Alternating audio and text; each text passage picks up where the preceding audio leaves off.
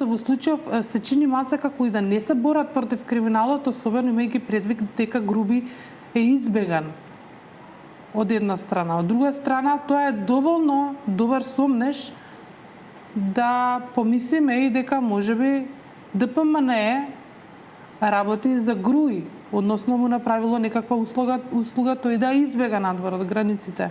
И од тука произлегува една многу важна индиција. Тоа е прво дека ДПМНЕ не е способно и не е кадарно да спроведе акции од ваков тип, какви што помпезно ги најавува. Второ, дека постои веројатност голема и тоа, дека ова бегство на Груби е, впрочем, некако се чини како да е потпомогнато од ДПМНЕ. И трето и најважно, тоа укажува дека станува збор за елементарна неспособност за водење на држава, особено во она што го именуваме како тврд суверенитет, а тоа е све поврзано со безбедност.